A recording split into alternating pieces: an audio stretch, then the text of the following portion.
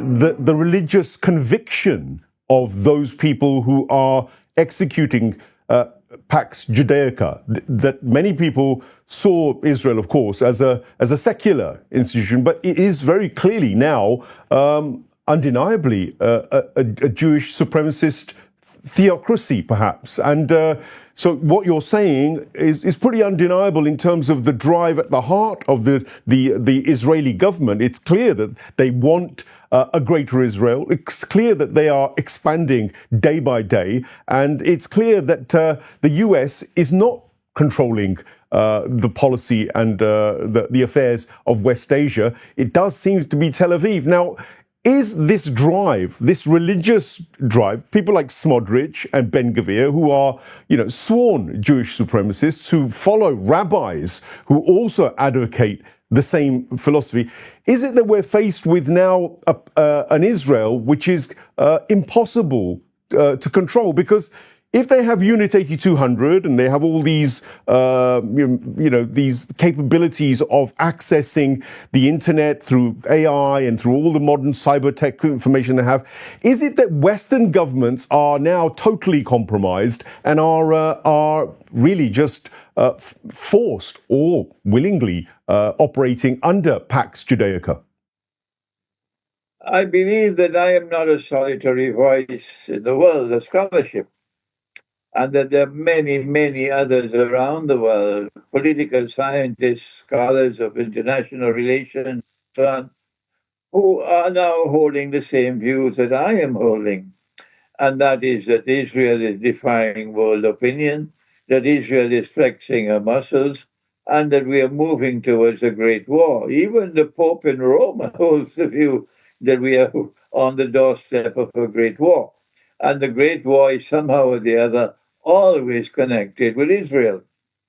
What is strange, what is baffling, what is mysterious, and what is manifestly embarrassing is that my people would like me to be recognized as a political scientist. They will have no problems with my views, so long as I'm expressing my views with nothing to do with the Quran, nothing to do with Islam. Shut your mouth. Don't talk about the Quran. Don't talk about the Hadith. Speak about it as a political scientist. We have no problems with that. But from the time I explain the Quran and I explain the Hadith in a manner different from their views, derived from Hadith, derived from Tafsir, and derived from the different sectarian dogmas, I am persona non grata. They wish I could simply disappear. Most of all, the Salafi. They believe that all of knowledge have already been given by their scholars, the great people who came before. And knowledge is a package which is sealed. All that needs to be done is to transfer that package from one generation to another. There is no need for any new knowledge, any new critical thinking. Imran Hosein is wrong. He's misguided in the manner in which he's explaining the Quran and using the Quran to explain events unfolding in the world and in particular in the Holy Land. So while I am in good company with the rest of the world, I am in bad company with my own people. That is my predicament. Well, it's fascinating. I mean, it's undeniable also that this same nexus of Salafi, Takfiri, Wahhabi scholars is actually totally in compliance with Pax Judaica, arguably, because they seem to be more Zionized by the movement than anybody else. I mean, Zionist Christians undoubtedly are supporting and pushing Pax Judaica, essentially, but the Arab rulers and these scholars and these Salafis that you're talking about, during this attack on Gaza and Palestine, they've been the most notable absentees in terms of real condemnation, real challenge to the Greater Israel plan. In fact, one could argue that they are complicit and fully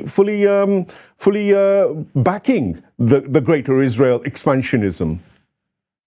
Yes, unfortunately, sir, you are correct.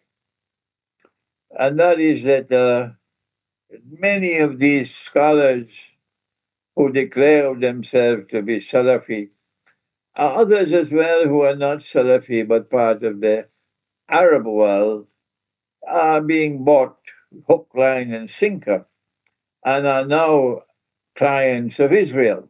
That's right. But the masses of the Arab people have their hearts with Palestine. And it is a dishonest act to lump all the Arabs together and to criticize them and to condemn them as being supporters of the West and supporters of Israel. That is dishonest, and I must condemn it. The large masses of the Arab people, if they had the freedom to march to Jerusalem, would be marching with an army, millions strong. That is the truth. So I condemn all these nasty efforts to, to lump all the Arabs as supporters of NATO and supporters of Israel. But yes, you are right about the governments and about the scholars who have sold themselves and are supporting the governments. You are right. And we commend Iran and we commend Ayatollah Khamenei. They can say what they want. I have the freedom to condemn, to commend who I choose to commend. And Iran must be commended for its defiance of Israel, its capacity to attack Israel with courage, and its uncompromising position of rejection of Israel's claim to be a holy state and willingness to make alliances with Israel and to recognize Israel and all that nonsense. My problem with Iran is something else. If Iran had not succumbed or submitted to what I understand is a fatwa from Ayatollah Khomeini, rahimahullah, that the development and use of nuclear weapons is haram. I am to the extent that this is a fatwa from him, and Iran remains faithful to that fatwa. Iran is in problem because the Quran requires us, orders us to build power, to the extent that we can possibly build power. For what purpose? The function of power is turhibuna bihi aduwallahi wa aduwakum, that your power might function as a deterrent. Pakistan correctly developed nuclear weapons in order to function as a deterrent. Korea correctly developed nuclear weapons in order to function as a deterrent. Pakistan is still alive. Korea is still alive. Without nuclear weapons, Pakistan may have disappeared already. Korea would have disappeared already. The Soviet Union developed nuclear weapons as a deterrent. And as a consequence, the Cold War ensued for so many years. They were not willing to wage nuclear war against the Soviet Union. If Iran had developed, had withdrawn from the Nuclear Non-Proliferation Treaty, and if Iran had developed a nuclear deterrent, Israel could not have attacked Iran.